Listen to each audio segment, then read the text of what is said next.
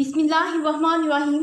अस्सलाम वालेकुम dear students, मैं हूँ आपकी मैम रेहाना बदर और आप देख रहे हैं मेरा यूट्यूब चैनल सबास economics and English classes. Today the topic we are going to discuss Nelson low level equilibrium trap. The theory of low level equilibrium trap has been developed by Richard R. Nelson for underdeveloped countries. It states that when per capita income increases above the minimum specific level, population tends to increase. ये theory जो है Nelson का लो level equilibrium trap जो है, इसे Richard are Nelson ने जो है अंडर डेवलप्ड कंट्रीज के लिए इसने पेश किया है। उसने इस थ्योरी में बताया है, उसका ये पॉइंट ऑफ व्यू ये है कि जब पर कैपिटा इनकम में होता है कि पर हेड इनकम जब बढ़ती है एक मिनिमम स्पेसिफिक लेवल से ज़्यादा होती है तो पॉपुलेशन जो है वो भी ग्रोथ ऑफ पॉपुलेशन जो है वो भी इंक्रीज होना शुरू हो जाती है। To put in the words of Nelson, the malady of underdeveloped economies can be diagnosed as stable equilibrium level of per capita income at or close to subsistence requirements. Nelson का कहना है कि अंडरडेवलप्ड जो इकोनॉमीज हैं उनकी जो stable equilibrium जो है, उनकी जो बीमारी उनको जो है या उनको जो पसमानदा है वो आगे क्या होता है, जब उनकी इनकम बढ़ती है पर कैपिटा इनकम बढ़ती है तो उनकी पॉपुलेशन ऑफ ग्रोथ जो है वो डिक्रीज हो जाती है। लेकिन जब इनकम बढ़ती है, इनकम बढ़ने के साथ जो उनकी पॉपुलेशन ऑफ ग्रोथ जो है वो इनकम से ज़्यादा बढ़ती है, इनकम से ज़्यादा इंक्रीज हो जाती है, तो वो यहाँ पे आ जाते हैं स्टेबल इक्विलिब्रियम लेवल पे पहुँच जाते हैं। At the stable equilibrium of per capita income, both rate of investment and saving are low. इस stable equilibrium पर क्या होता है, per capita income की stable equilibrium पर रेट ऑफ इन्वेस्टमेंट और सेविंग दोनों कम हो जाते हैं। इफ़ द पर capita income is increased above specific level through saving and investment at the stable equilibrium पर कैपिटा इनकम जो होती है, पर कैपिटा के इस स्टेबल इक्विलिब्रियम पर इन्वेस्टमेंट और सेविंग लो हो जाती हैं। अगर पर कैपिटा इनकम बढ़ती है, एक स्पेसिफिक लेवल से बढ़ती है सेविंग और इन्वेस्टमेंट के थ्रू, तो क्या होता है कि ग्रोथ ऑफ पॉपुलेशन जो है वो बढ़ जाती है। To increase in population growth as a result pushes down per capita income to its stable level of equilibrium. जब पॉपुलेशन जो है वो बढ़ती है, पॉपुलेशन बढ़ने के नतीजे में क्या होता है कि पर कैपिटा इनकम जो है वो अपने जो पॉपुलेशन का बढ़ना जो है या पॉपुलेशन का ग्रोथ रेट जो है वो पर कैपिटा इनकम को दोबारा उसके स्टेबल लेवल ऑफ इक्विलिब्रियम पे पहुंचा देता है। दस the economy is caught in a low level equilibrium trap. तो इस तरह इकोनॉमी जो है वो एक लो लेवल इक्विलिब्रियम ट्रैप में फंस जाती है। To come from this trap, the rate of increase of growth of income must be higher than the rate of increase in population. अगर इस इकोनॉमी को इस ट्रैप से बाहर निकालना है तो क्या होगा, हम तो इन्वेस्टमेंट करनी होगी या रेट ऑफ इनकम जो है या ग्रोथ ऑफ इनकम जो है वो उसकी जो rate of growth of population से उसकी इनकम का रेट ऑफ ग्रोथ जो है वो हाई होना चाहिए, तो इस ट्रैप से बाहर निकला जा सकता है। हम इसको इन शॉर्ट हम कह सकते हैं कि इसमें नेल्सन ने ये बताया है कि इसमें उसने ऑपोजिट रिलेशन बयान किया है पर कैपिटा इनकम का और पॉपुलेशन ग्रोथ रेट का। उसने कहा कि जब पर कैपिटा इनकम बढ़ती है अंडर डेवलप्ड कंट्रीज में तो ग्रोथ रेट जो है वो कम होता है, लेकिन जब पर कैपिटा इनकम बढ़ती है तो उससे पर कैपिटा इनकम बढ़ने के साथ ही ग्रोथ रेट भी ज़्यादा हो जाता है। और उसने माल्थिस का जो व्यू था ना, पॉपुलेशन यानी कि आबादी के बढ़ने से इनकम में कमी हो जाती है या पर कैपिटा इनकम कम हो जाती है,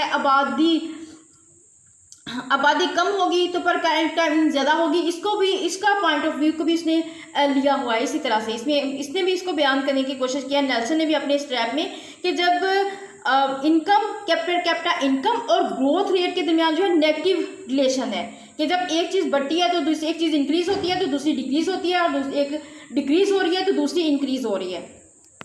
आइए देखते हैं कंडीशंस फॉर ट्रैपिंग के कंडीशंस क्या होती हैं, क्या सूरत हाल होती है जिसकी वजह से ट्रैपिंग जो होती है, ट्रैपिंग में जो एक इकोनॉमी फंस जाती है लो लेवल इक्विलिब्रियम ट्रैप की। A higher correlation between the level of per capita income and rate of population growth.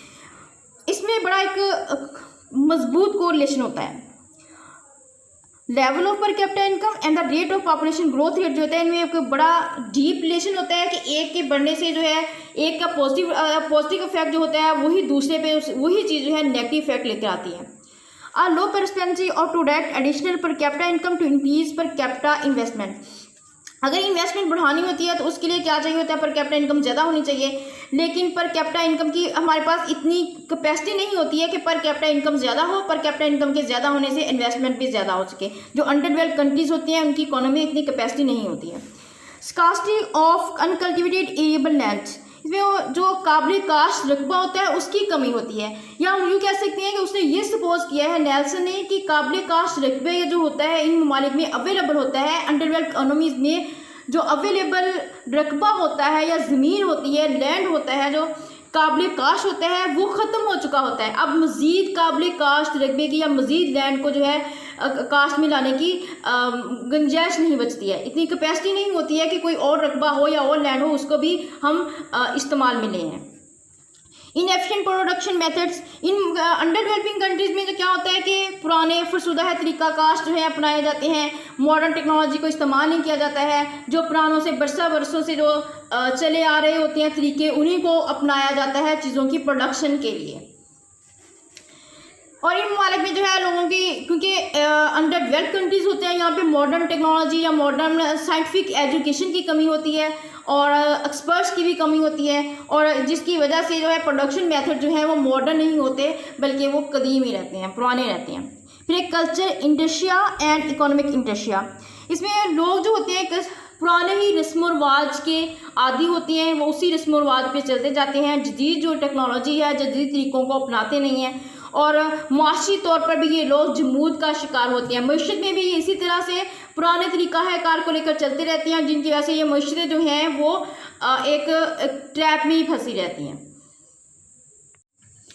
Rate of growth in population diagram में हम देखते हैं इसको, डायग्राम के 3 पार्ट्स हैं। पहले पार्ट में क्या दिखाया गया है कि यहाँ पे ओ वाई एक्सिस है, ओ वाई एक्सिस पे rate of growth in population है, और ओ एक्सिस पे जो है level of per capita income है, और यहाँ पे जो लाइन ये शो की गई है ये है पॉपुलेशन रेट की लाइन है, जो कि पहले पे नेगेटिव है, बाद में ये आस्ता आस्ता ऊपर उठती हुई पॉजिटिव होना शुरू हो जाती है। यहाँ पे जाके ए पे अपर हाईएस्ट पॉपुलेशन ग्रोथ यहाँ पे हो जाती है, और फिर आस्ता से बिल्कुल स्ट्रेट हो जाती है, स्ट्रेट होने के बाद ए डैश हो जाती है, और डैश के बाद ये फिर डिक्लेन होना शुरू हो जाती है। दूसरी जो डायग्राम है उसमें ओ वाई पे growth of per capita investment ली गई है, और level of per capita income जो है वो ओ एक्सिस पे लिया गया है, और यहाँ पे जो है ये शुरू में लो इनकम को शो किया गया है। लो इनकम होगी तो क्या हो, इन्वेस्टमेंट भी लो होगी। पहले ये नेगेटिव में है, फिर ये आस्ता आस्ता ये पॉजिटिव में ऊपर जाना मूव करना शुरू कर देते हैं।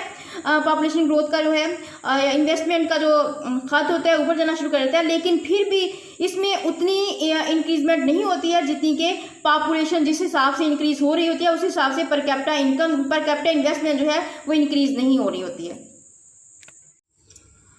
थर्ड पार्ट में जो है growth of population and total income को जो है ओ वाई एक्सिस पे शो किया गया है, और ओ एक्सिस पे जो है level of per capita income को शो किया गया है, और यहाँ पे जो है ये वाला लेटर जो है ये जो है पॉपुलेशन ऑफ ग्रोथ रेट का लेटर है, और ये है पर कैपिटा इनकम का खत है।